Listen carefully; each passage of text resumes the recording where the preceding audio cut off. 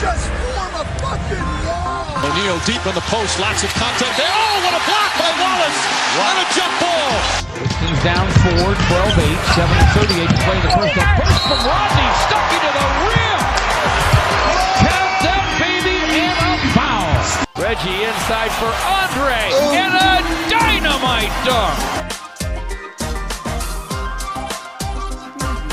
Pistons fans, welcome to another edition of the Palace of Pistons podcast. The whole crew with you here today. Brendan Johnson, Aaron Johnson, Ryan Pay. And boys, there's a lot of stuff to get into, right? Some free agent signings, some fake trade rumors. Pistons Twitter has basically declared the Pistons 10 deep. So, we will... We'll get into all that, maybe a little bit more, but we have to start. Detroit goes out and finally signs another backup center, a position of need for Detroit, something that we've been waiting to see what direction they would go. And the Pistons have signed Christian Wood, a young guy, low risk, high reward. Had a real nice 8 final games with the Pelicans last season. And Aaron, I'm sure you can get into that a little bit more, but we'll talk about Christian Wood. We'll talk about other things. But before we fully get into it, boys, how we doing today? Happy Pod Day. I was hoping you were going to ask. It took you a full minute into the show to, say, Aaron, how you doing? Ryan, how you doing? But I'm just setting the people up for the show. I guess we'll start now. I'm professional. Yeah, no, I'm doing good, Brendan. I'm glad to be here. A lot has happened. A lot of good things to talk about. And we're really starting to get to that point of the dead point in the offseason with Summer League over. The free agents have pretty much all been claimed. The big trades seem to have gone down, except for maybe Bradley Beal. Fingers crossed. I was going to say, last week. Fingers crossed. And, there's no basketball to be played, at least in the NBA circles. So we're getting to that dead point of the offseason, but we're not going anywhere. We're still cranking out content. And Ryan Pace, part of that content, he's here this week as well. I'm here this week as well, fellas. Per usual, as I always am. But I'm doing well, fellas. But like you said, no big news, like big time news coming out of the NBA anymore. No summer league. I'm starting to get squirrely. I need football and basketball back. These dead long summer nights. Yeah, like just poor baseball in this town, and that's hard to watch. And I'm just starting to get real squirrely. I need football and basketball back right now. The most hype. So that's how I'm doing. The most hype thing going on in Michigan, Detroit sports is Jim Harbaugh making comments about Urban Meyer. Oh, those are the least controversial comments I've ever heard. Yeah. There's nothing controversial about the truth. But that's what's moving the meter here in the state of Michigan and across. You got to talk Detroit. about something. You got to talk about something. So, but here's the other thing, right? And this is no offense to Christian Wood, but when Christian Wood is the headline story coming into this week's episode of the pod, it's like, man, the NBA is really dying down. But don't tune out on us, because we're going to keep this thing going. We've got the pulse right here, Palace of Pistons podcast. And as mentioned, Detroit signs Christian Wood. Aaron, he comes in as a backup center option. And we'll talk about maybe how the rotation plays out. But Christian Wood, a really solid finish to last season as he played with the Pelicans. And how about you tell us just a little bit more about the latest Pistons signing? Yeah, I like Wood a lot, especially because he's a guy that the Pistons were just able to sign. It's a non-guaranteed deal. It's not worth much. But Detroit gets a guy that at 23 years old, there's still a lot unknown about him in a sense. He's never really gotten a fair shake in his time in the league. And last season he played the final 8 games of the season with the New Orleans Pelicans to average 17-9, 17-8. I mean, that's a good ball player right there. And he did that all in 26 minutes. He was very effective, very efficient at the end of the season when he was finally unleashed, I guess is the right word to use, and that's a guy that I think has some potential. He's just 23 years old. He can shoot it a little bit. He's growing there, and he's willing to take three-pointers, so that's something you like to see. He has not bad form, and they're going down at a rate where, yeah, it's got to get better. It's not good, but there's something there. It's not like he's only hitting 16%. I believe last season he shot like 32, 33%, something like that. So it's getting there with him, and this is a guy that people have talked about maybe being a little bit too thin to play the center spot, but your other option's Thon Maker. So I think you're going to take what you can get with Wood, who's a little bit bigger. I like the signing. I'm a fan of it. It adds more depth. I've been a fan of Wood for quite some time, not just since he's been signed by the Pistons as a guy that I've kind of always kept my eye on, wondering when he was really going to get his shot. I didn't expect it to be with Detroit. I was definitely expecting them to go with a more veteran name when it came to signing another center, whether it be Costa Koufos or Pau Gasol. I was not expecting it to be Christian Wood, but I would be lying if I said it wasn't a good signing by Detroit. And it's just another young piece to bring into the fold of, and I've talked about this before, Detroit is doing what they can to bring in more youth. And they're not just a bunch of vets. They're bringing in younger guys, and I like that a lot. And Wood's, again, 23. He'll be 24 pretty soon, but still young enough where he's going to grow. He's going to become a better player. And he's not necessarily a part of the core, but he can be if he continues to develop and gets better, which should be expected. For someone who didn't know a ton about Christian Wood going into the signing, I had definitely had to do my research on him. And after doing that, watching some film, reading up on him, I'm in agreement with Aaron. It's a solid signing, like you said, Brendan. Low risk, high reward. Guy's 23 years old. In the G League last year, he put up 29 and 14. Sure, maybe it's the G League, but still putting up 29 and 14 is something. Yeah. And then it's still hard to do. It's still hard to do. Putting up those gaudy numbers like that, that's not something that's easily done every night, that's but he not did it. Easy, and he still went out and did it. And he's developing that three-point shot. He's a willingness to shoot it. Like Aaron said, it goes down for him. Not at the best rate, but still goes down. And like Aaron said, back those final 8 games, putting up 17 and 8. That's promising for a young guy. So it's adding athleticism and ability instead of an old guy like Pau who's lost that athleticism and would be more like a Zaza type. Not that he is Zaza. He's way better than Zaza. Just that type, though, where it's not as athletic. Whereas with Wood, you're getting a more athletic type. Someone who's still got that spring, who's spry, who's young, who wants to prove himself. I think that's a great signing. I think he's going to grow into it. I'm excited for him. Can't wait to see what he does. So now the question really becomes, though, what happens with Thon Maker? Because going into the offseason, there was the conversation of, is Thon the backup center? Now you signed Christian Wood. Is Christian Wood the backup center? I think that leads to a serious question for Detroit looking at that second unit. It's competition. It's training camp competition. It's injury insurance. The best man wins. You're not invested into Thon Maker. You traded Stanley Johnson to get Thon Maker. It's not like... Don't underestimate that. Coming from all people. I know, but... How dare you? It's not like you gave up the world to get Thon or you gave up a real asset to get Thon. Can we just... You're taking Aaron's chance. just taking jabs at his old boy here. No, I'm just stating facts. and with Thon, it's not someone that has shown that, oh, this guy is part of the future. This is a young prospect that's really going to be something. He was fine during the regular season and then was awful in the playoffs. He's still a walking foul. He's still going to get pushed out of the paint very easily. And he has not shown that he's going to hit the 3-ball consistently. So Christian Wood is going to, rightfully so, get a fair shot to prove he can do all those things better than Thon Maker. And I'm totally fine with that. At this point, they're both young. They're both not under a long-term deal. May the best man win. Last year, all Thon wanted was an opportunity, and that's why he demanded the trade from Milwaukee. And then Detroit gave him that opportunity. There was no, who could take Thon's spot in the rotation. Thon was set once he found his footing in Detroit, and he didn't run with it. He struggled. He had moments where he endeared himself to Pistons fans and moments where he looked decent and solid. And you're like, yeah, he flashes like some real ability. Like there could really be something here. But the regular season really wasn't all that great, and the postseason was a struggle at best. So that's why you're seeing guys like Markieff Morris and Christian Wood being brought in.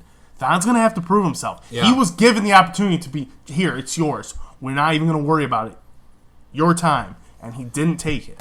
I have to think going into preseason, Thon, in terms of going in, is going to at least have a step on Wood just from his, from being in Detroit and some of the things he showed last year. I would agree with that. Of course.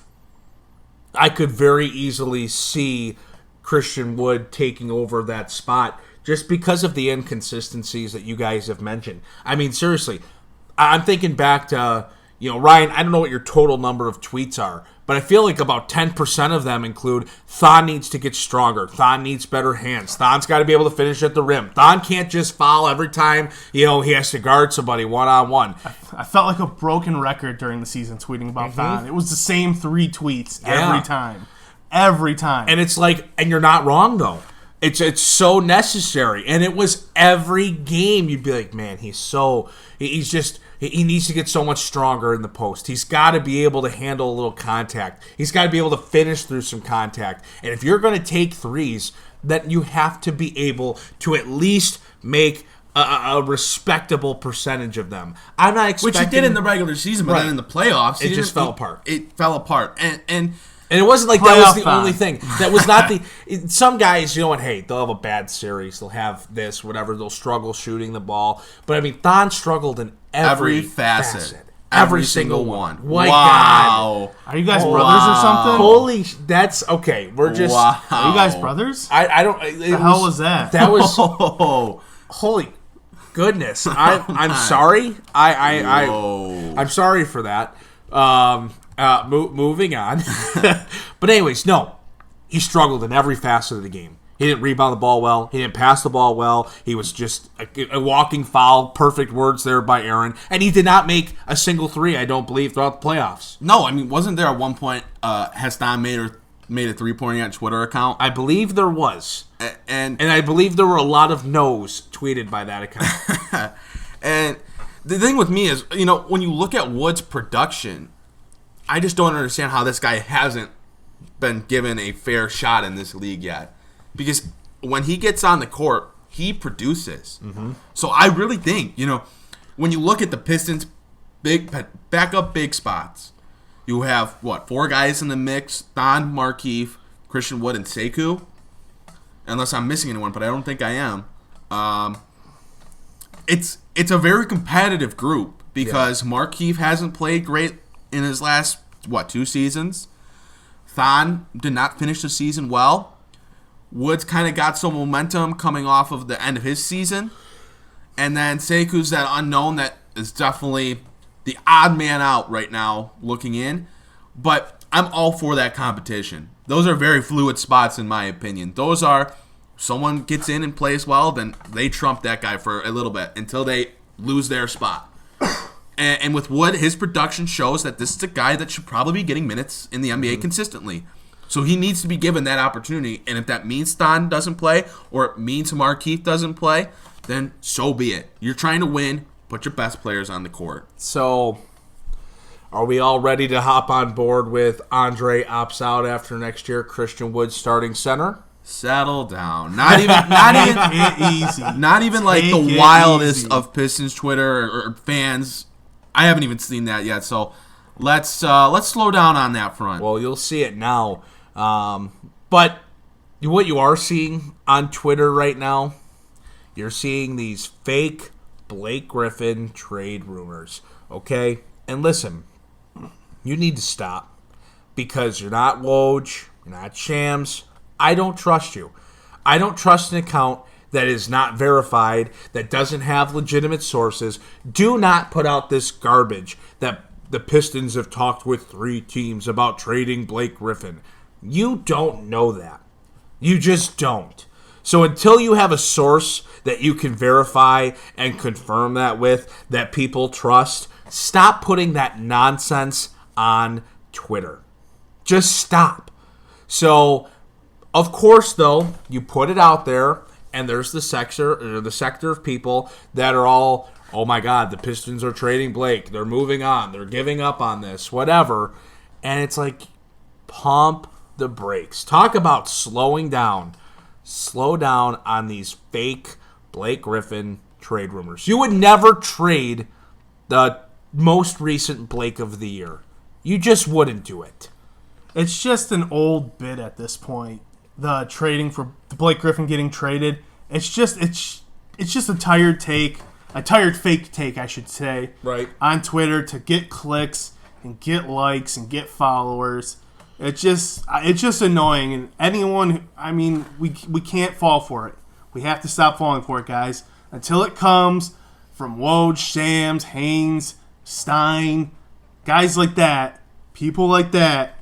It's such an old, played out take.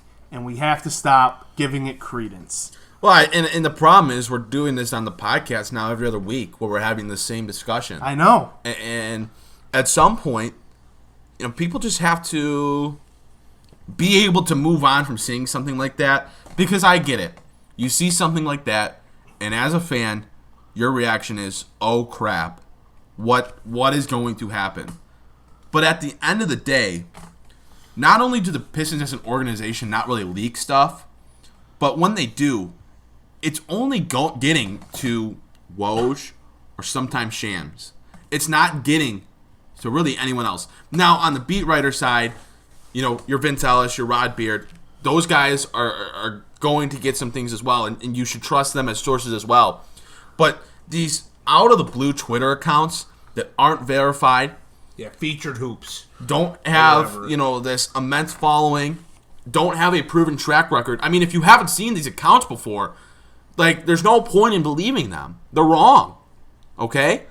And let's be honest, if the Pistons didn't talk to different teams about Blake Griffin, the same goes for Andre Drummond, and other teams, the Wizards didn't talk to other teams about Bradley Beal, then they're not doing their job. It's such a low threshold for that rumor to be true.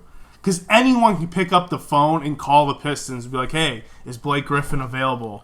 And they'll be like, well, you have to absolutely blow us away. All right, no thank you, bye. Right. And that's talking to someone. There's such a low threshold on these rumors, right, that they can be true. That's not a real talk right there. But technically, it's talking about Blake Griffin between teams. It's such a low threshold for what can be true. And that's not even real. You know what I mean?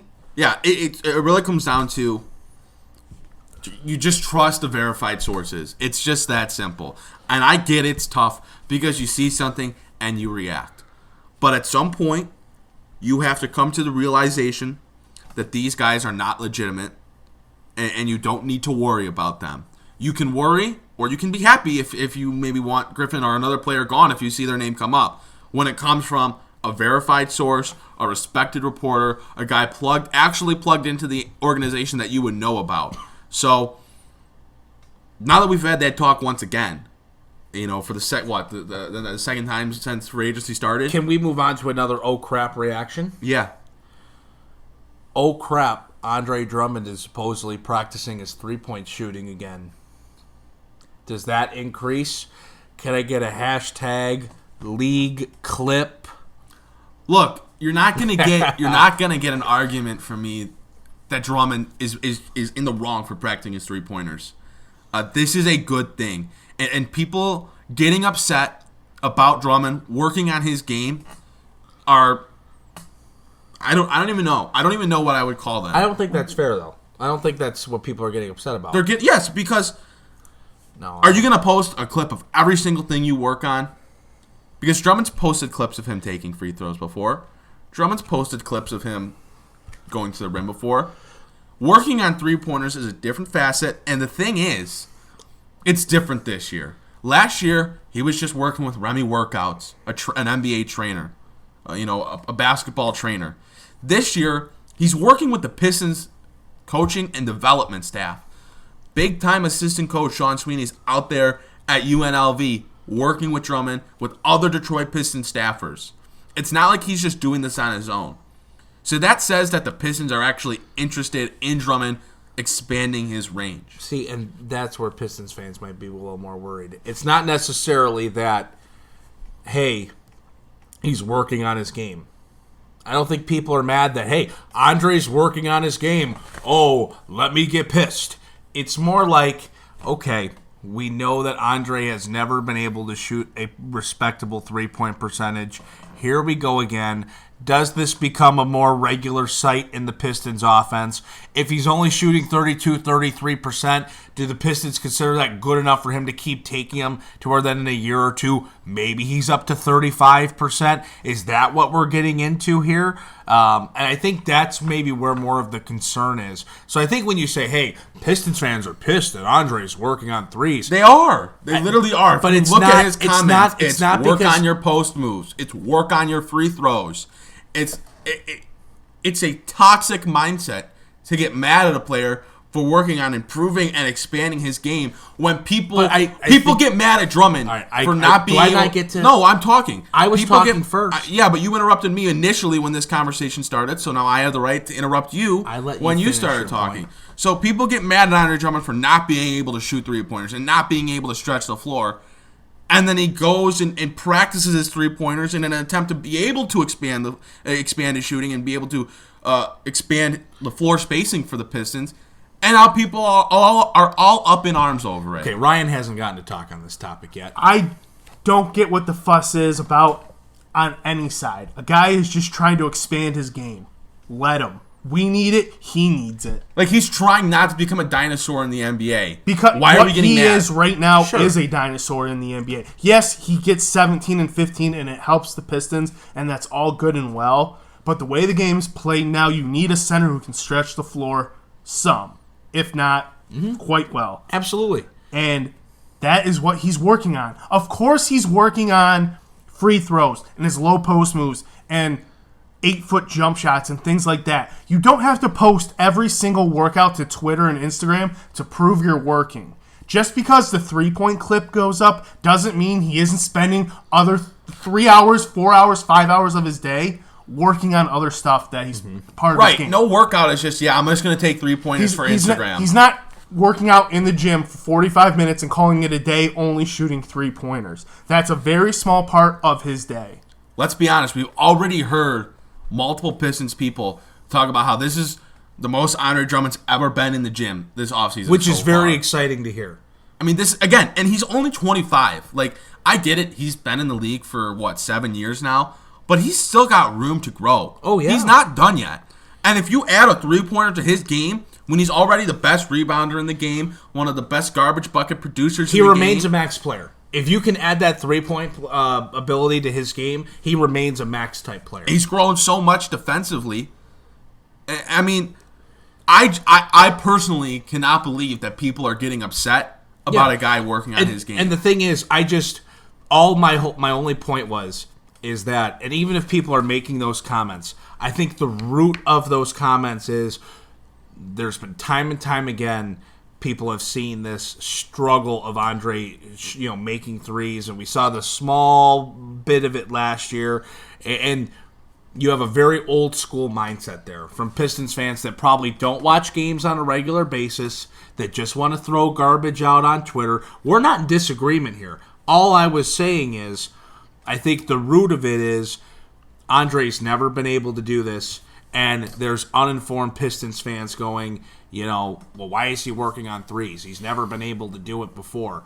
I don't think people are mad that he's working on his game. They're just too blind to the fact that Ryan brought up of, hey, this is just a small portion of his workout. This is, hey, he's got a 2.5-hour workout going. We're going to spend 20, 25 minutes on threes. That's just one small. It probably is more, and it should be more. I mean, again, it's about making yourself the best player you can be. Absolutely. And adding a 3-point shot to Drummond's game, even if it's not some high-volume shot next year, it still immensely increases the potential for the Pistons. Right. And it's beyond Andre's potential. Because it's the team's potential. If they have to take 1 to 2 steps closer to that 3-point line when Andre catches it on the perimeter, that's cutting lanes, that's passing lanes, that's ability to, maybe get a nice little Luke Kennard curl where he's got the ability to put that dribble floater together. You create so much more space. Right, that's just common sense in today's game of basketball. You stretch that defense out, there's a lot of room to work. Right now, Andre catches that ball at the top of the key. I'm not going any farther than the free throw line if I'm a defender. Take that shot. Take it. You know, you might make that 1 to 2 times out of 10. Take that shot. I mean, Brook Lopez added a 3-point shot to his game, and he just signed a 3-year, $55 million contract, and that's a guy that's getting up there in age. Yeah, you know, he's mid-30s, right? He's prolonging his career, and he's remaining a very good player, a very useful player, a player that teams feel they can win at a very high level with. You know, Drummond is. I'm very disappointed that there's an outrage over a guy trying to improve his game when he gets criticized for not being able to do the exact thing that he's working on. Like, it's just mind-boggling to me. Why are people getting so upset over that? It's the love-hate relationship Pistons fans have with Andre Drummond. Nothing's going to change that. Half the fan base loves him, half the fan base hates him. Literally nothing is going to change that. That's why when these videos get posted, half of the people are like, hell yeah, let's keep working this out. Let's see where this can go. And half the people are like, what the hell is this? Get your ass back in the post, back on the free throw line, working on that. It's not going to change. Pistons fans are very narrow-minded when it comes to Andre Drummond. The sad thing is, if these people that watch the games and have these issues, like, they aren't watching the games, because the Pistons haven't been running post plays for Drummond in 3 seasons. They haven't. Everything he gets is a garbage bucket pick and roll, something like that. Yeah, like, he has not been getting post ups for 3 seasons, and people are still in the comments saying that. And the funny thing is, Drummond wasn't a great post up player. So why do you in an outdated play set? I don't even know if I'd say 3 seasons is a long time. I'd say pre-Blake Griffin trade, they were occasionally still giving him some post sets. After the Blake Griffin trade, that went away, but the pre-Blake Griffin trade, he was still occasionally. It was diminishing. Stan was getting rid of that, but it was still present enough for people to think that it's recent enough. Just, I'm just defending the people here, folks. I'm just okay. Well, if you want to be on the wrong side of history, fine, so be it. But it's just really, it's honestly, it's just disappointing that you have to have a conversation about, like, you have to justify. You have to justify a player working on his game. I don't know. That's kind of sad to me. Like, especially when you're having to justify to the fans of the team. I don't know. That's just, I don't know.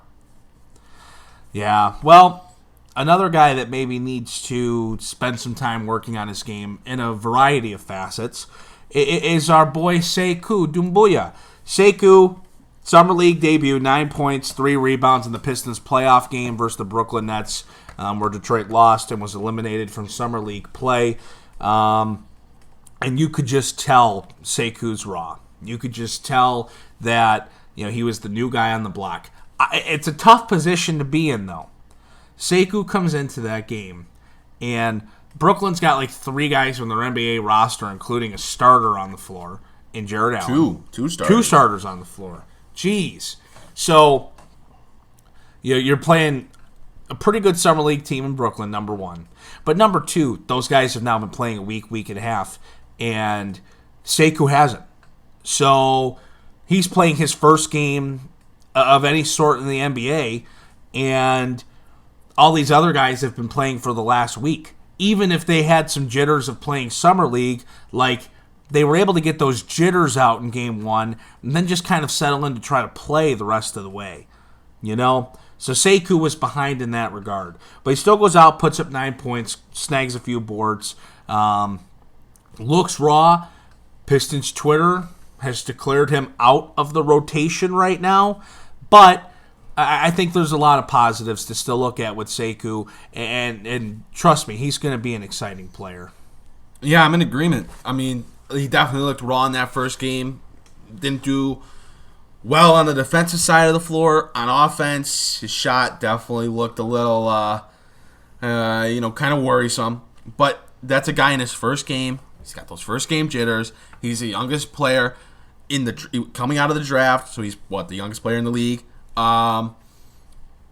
It's gonna take some time, and everyone knew that when Detroit drafted Sekou.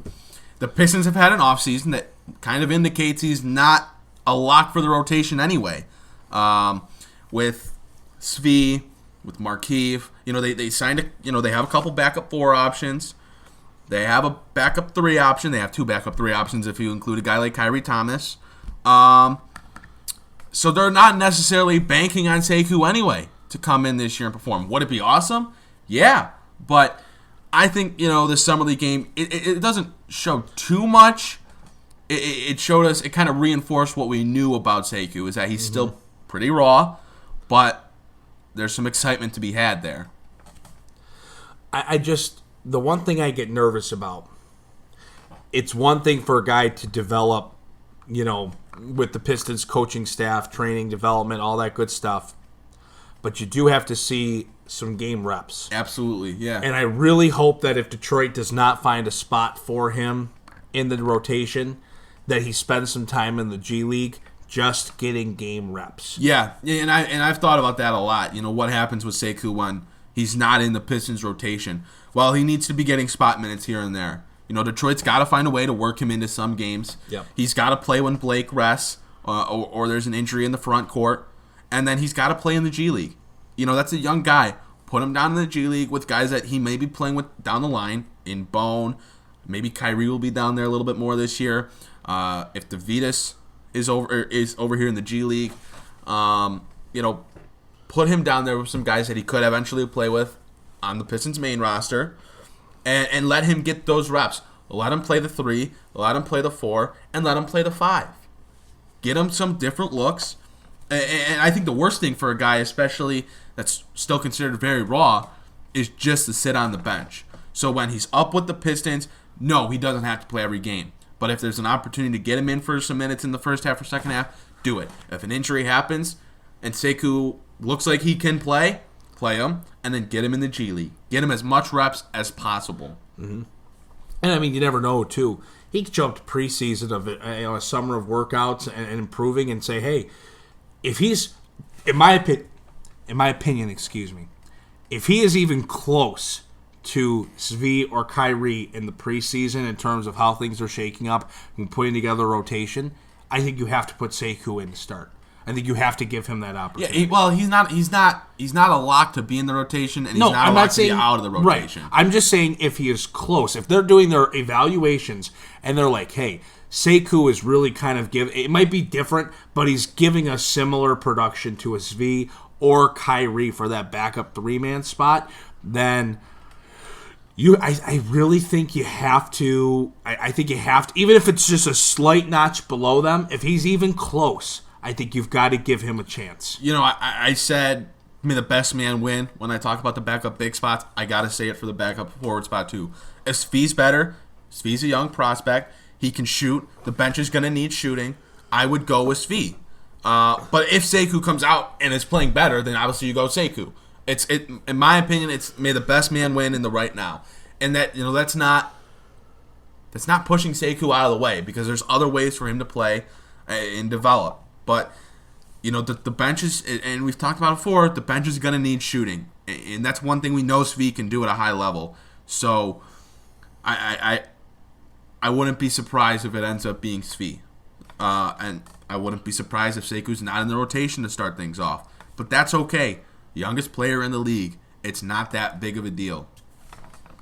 Yeah, I don't know what else I can add. You guys pretty much covered it all. I'm in agreement. That's pretty much all I got to say on that. So what about other thoughts from Summer League? Detroit has a pretty good run until they get to the playoffs. Bruce Brown doesn't play, which was unfortunate but not overly surprising. I was here for the live reaction when Aaron found out that Bruce was not going to play in that playoff game. I don't think we can use that language on the podcast. So I'll just let you use your colorful imagination. You got the Nets playing a center that started for 2 years for them, and looks like he's going to be a real deal in the NBA. And he's starting, and he's played every single game that they've played in Summer League. It's just wrong. It's unfair to the competition that a bunch of first and second year guys and guys out of the league are playing in Summer League, and then you have a third year player that started for 2 seasons playing. I don't know. Maybe it's rigged. That's all I gotta say. I'm not going to go with that. I'm going to go on a more serious note in the fact that Bruce Brown had nothing left to prove in the Summer League. He put up a triple-double. He was putting up great numbers, proving he can play backup point guard in the Summer League, and hopefully that can translate to the NBA level. Jordan Bone needed to work. He's the one who needed to get some time, not necessarily Bruce Brown. He looked good, too, in those final 2 games. I liked him. I like Jordan Bone. I've been on the Jordan Bone train since he got drafted. He's very quick. He's got that nice little pull-up jumper he showed off. When he puts that burst on, that burst is scary. I still think defensively, he was jumping way too often, kind of taking himself out of the right position. But definitely. On offense, there were some things that I really liked from Bone, and that's a guy that I'm intrigued with. And I wouldn't want Detroit to bury him because they spent stuff to get him. Sure. No, get him his time in the G League this year. It has to happen, and it's going to happen. That is a backup point guard of the future. Like, that guy, as long as he keeps working on his game, the jump shot needs to improve, definitely. But he's got good vision. He needs to work on his ability passing. But, I mean, that burst, that speed, his ability to get to the rim, his jump shot from mid-range on the pull-up is solid right now. If he can develop that three and not jump out of position constantly on defense like he did, which was worrisome. Watching it was like, dude, you're constantly out of position, falling for every fake. But there's a lot to work with there. And I get he's, 22, 23 right now, so it's not like he's some 19, 20-year-old. But there's a lot to work with him, and I'm excited about Jordan Bone. And you have to, I think, hope if you're the Pistons that, whether it's next year or in 2 years, Jordan Bone can be ready to be a guy that comes in and is your backup or at least your number 3 point guard that you could find some spot minutes for. Because, you did invest. You invested a fair little bit there to get him in that draft, and you'd like to see him develop and be a guy. Because everybody I talk to that watches SEC basketball, by the way, raves about Jordan Bone. Raves about him. Says, you guys got a real good one. You got to steal that late in the draft. Like, it's a solid pick. And he's a solid player. And hopefully within 2 years, he's NBA ready. I thought Matt Costello was going to take that final roster spot with the way he was playing. Yeah. I think that final game where he didn't have the best game and Jerry Allen kind of feasted on him and he wasn't hitting anything on the offensive side of the floor, I thought before that he was a lock to get that final spot. All we needed to see with Costello, which he played very well in the Summer League, was him go up against real NBA competition. And once he did, it was done for him. Yeah. He needed to hold his own, and he didn't hold his own. And he could not. Yeah. And I'm not trying to bash Costello. He had a very fine Summer League. But once he went up against true NBA talent, it got squashed, and he was put to bed. So I did not hold my breath for Matt Costello. I really wanted to see what he looked like because I knew there were some NBA-type players in front courts that he could go against, and then he finally got against Jared Allen. Sure, is Jared Allen maybe a bit unfair for Summer League because he's a starter and a high-level starter in a way. Yes. Let me get close to the mic. Yes, he is. That's not fair. It's rigged. But still, you're seeing real NBA competition, and Costello cannot hold his own. So I'm not worried about that. Mm-hmm. Yeah. Didn't surprise me in the slightest. I do think Costello will find his way, though. Somebody, I think, will take a flyer on him, whether it's a two-way deal or something. He'll earn himself. No, his Italian league will take league team will take a flyer on him. He'll be back over there. I could see a team giving him a two-way deal. I could definitely if see they need a third center. Two-way. Did anyone else that wasn't on contract really impress you guys? We didn't get to see Benny Boatwright. No, Benny Boatwright. I mean, after the Pistons signed him, there was we were pushing Benny Boatwright hard. We were pushing Benny Boatwright. Who's the starting lineup going to be? It's going to be Sekou and Benny and Svi and Kyrie and None of that. Sekou was injured. Benny Boatwright never even saw the floor. We never got a reason as to why Boatwright didn't play either. Right. Which is kind of confusing because he was the first guy Detroit signed after the draft. I know, that was a quick signing after the draft. And, it was kind of okay, so they like this guy. He was supposed to be picked. He didn't get picked. And then we just didn't see him. And maybe he was injured. Maybe I read something on that. But if he was, we didn't get an actual... He had a right foot injury or, he had a right foot sprain, whatever. We didn't get any reasoning throughout the entire tournament, which is kind of, I don't know, weird. Yeah, I don't know. But I was excited to watch him play. We got ghosted. Louis King, that two-way contract looks to be not too good right now because he did not have a very good summer league whatsoever. I don't remember if I went through a game watching him and was like, okay, I see why the Pistons used that two-way on him. He just did not look the part in summer league. No, that was a struggle. Watching Lewis King, I couldn't agree more with you there, Aaron. Nothing surprising, nothing exceptional or really good about his game. Really, anything stood out. I liked Withers. I thought Withers was solid. Yeah. I love my boy like Ty Withers. Liked his shooting ability. We'll see how far could he go in the league? That's remained to be seen. I think he deserves a contract, whether it's two-way or on an actual roster. I think he's worth a contract. If the Pistons didn't want Lewis King, I think Todd Withers would be a very nice replacement.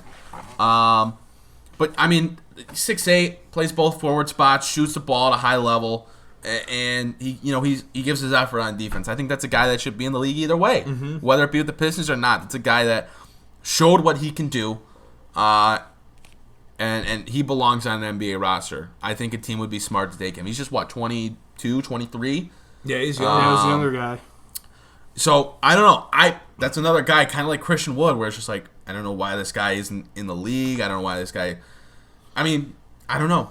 Maybe he's a lesser Christian Wood because he's never been in the league and Wood has been, but I don't know why he hasn't at least been on a team. Withers looks like he can play basketball, and he just was far and away better than Lewis King. So, as we kind of get to a point where we start to wrap up the pod here, the Pistons have kind of, for the most part, finished up, shaped out their roster, what it's going to look like for the upcoming year, unless if there is a trade that is to happen still. But barring that, it looks like Detroit's kind of shaped their roster to a certain extent. We've gotten to watch Summer League. Aaron's gotten to drool over Bruce Brown, except for in the playoffs. Jeez. But, so how do we feel now? We're hitting that dead point of summer. How do we feel? No, I think there's a lot to like about the Pistons. They didn't have a flashy offseason, and I've been critical of it when I felt I needed to be critical of it. But they made some really nice low-threshold signings in Tim Frazier and Christian Wood. I like the Tony Snell trade. I like the Sekou pick. There were some things to like about this offseason. And again, they didn't make a play that makes them a great team or really improves them all too much, but they made solid acquisitions that are going to keep them as a 6-7 seed and go from there. Maybe that big play like we talked about last week is still on the table, because I do very much so believe that Bradley Beal is going to be on the market, and the Pistons should be one of those teams calling about him. I'm one of the people who's more happy with the offseason. How did we phrase it? It was a decent offseason, but for what they had available to them, it was a great offseason. Mm-hmm. And it set them up for what we talked about last week, too, that the 2-year, this 2-year gap. Window. That 2 year, because right now, in 2 years, the only money on the books, Blake Griffin. So, of course, things are going to change, but currently, that's how it is. They feel like they could be some big-time players in that offseason. For what this offseason was, I like it. I thought it was good. I don't understand how betting odds and over-unders on wins and losses are so low for the Pistons, and how everyone thinks this is like a 10 or 11 seed. This team got better when the East didn't really necessarily get better. So I don't get how there can be such a major drop-off, especially if you have a healthy Blake again this year, a Drummond who is improving and ascending, a Luke Kennard who takes the next step in his future, in his career, a Bruce Brown who has taken the time to improve his game and is only more of a menace defensively now that he's got time in the league under his belt. You've improved. You've gotten size on the wing in Tony Snell, and he's a decent shooter. You've added depth at the backup spot with Markieff Morris. Sure, he's had a couple down years, but if he can rebound, And then one more, backup point guard, because there's going to be injuries at the point guard position, whether it's Reggie Jackson or Derrick Rose. And Tim Frazier over Jose Calderon is huge. So I don't see how the Pistons got worse this offseason. I don't see how they got themselves out of playoff contention this offseason. For what this offseason was and what they could do, this is a very fine offseason. And it's a team we should be excited about. Right. They're going to take the next step. They're not going to get... I refuse to believe this team will get swept next year the way it's currently constructed in the first round of the playoffs. Maybe they don't win in the first round, and that's the next big step they need to take. But I refuse to believe that this roster right now couldn't win a game in the playoffs. And sure, those aren't lofty expectations. Because, me, I'm like, win it all or win nothing, it's just a winner's mindset, but at least it's taking the next step. Right. And that's something Pistons fans should be excited about. Plus, like we've stated a million times, there are big trades on the horizon all the time that come out of nowhere all around this league. Be on the lookout for that big move. That's something else that should excite you. The Pistons are players to make a big move. They are players. Look at all the young talent and assets they've accrued. All this young talent on the roster. It's tradable. It has value. It has not been. It's not been garnished by mistake. No, there's a reason the team has been built in this youthful box that it has been. There's a reason why Kostas Koufos, or whatever his name is, and Pau Gasol weren't brought in. There was a reason it was Christian Wood who was brought in. There's a reason Sekou was drafted. There's a reason Servetus was drafted. Bruce Brown, Svi, Kyrie. There's a reason those guys are here, and they were in Summer League getting major minutes. Mm-hmm. They're putting their assets out on the table, showing you their worth. And they have all their picks, all their first-round picks. And they have first-round picks. They're showing their cards, in a sense. This is what we have, and there's a good amount of it that's pretty enticing. Oh, yeah. I mean, look, there are players that other teams want on this roster. Luke, Bruce, Sekou, Svi, right off the bat are four guys without hesitation that teams would be interested in. Detroit has all their first-round picks, and then I'm sure there are teams that would want Kyrie. I still believe there's a market for Thon. Maybe not a huge market. Thon's that's the extra chip that's like, you know what? All right, we get an extra flyer, cheap option. Yeah, all right, we'll take him. The Pistons have assets, and that's not something that would have been the case if Jeff Bauer and Stan Van Gundy were still in charge to this day. So, again, at Stefanski, Dwayne Casey, they're doing a nice job. Doing a great job. I'll say it again. This was a decent offseason, but for what they had available to them, this was a great offseason. Maximized their opportunities. They Absolutely. really did. They did. Yeah. No, they did. I mean, I don't, for me, it comes down to I don't love the Rose signing for the years and the money, but he's going to help them. And then I don't love Markieff Morris, but you got to hope that he turns it around and bounces back. But I like Christian Wood. I like Tim Frazier. I like Tony Snell. So it was a fine offseason. And the Pistons didn't have money to make big moves, but they made moves that improved the team a little bit. Mm-hmm. And in an East that, like Ryan said, isn't great, I still would grade them above the Magic and the Heat. And I think they're right there with Indiana. This Indiana team lost a lot. Darren Collison, Corey Joseph, Thaddeus Young, and Bojan Bogdanovic. Those are four guys that were starters or key rotation players for them that they lost.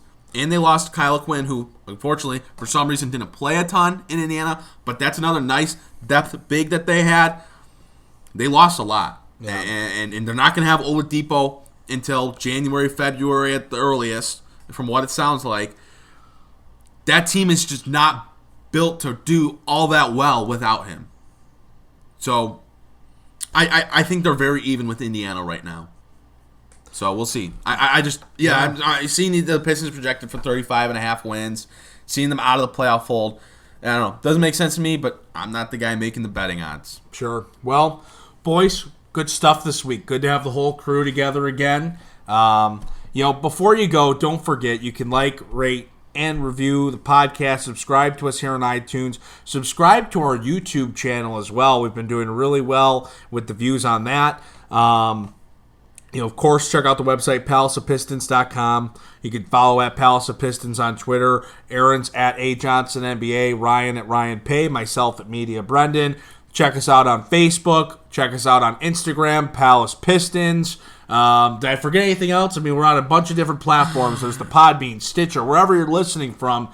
Yeah, follow us on all those places. Yeah, the YouTube's a big one right now. It's a big tool for us. We're hoping to grow there. So, hey, even if you're not listening to this on YouTube, maybe if you have a second, just pull up the YouTube app, search up Palace of Pistons, and hit that subscribe button. It truly does help us. I know everyone says that, and it maybe gets annoying at times, but for us right now, it would really help us if you hit that subscribe button and support our work. So, yeah, definitely check out the YouTube. Really want to push that right now. The website had some great content go up again this week. Going to continue to have content come up. So, yeah, I mean, keep showing that support, guys. You know, it's been great this offseason with the support you've shown us. We truly appreciate that. That's a huge motivator, and we're going to keep doing great things. So thank you, and continue to follow us and support our work. We'll see you next time on the Palace of Pistons podcast.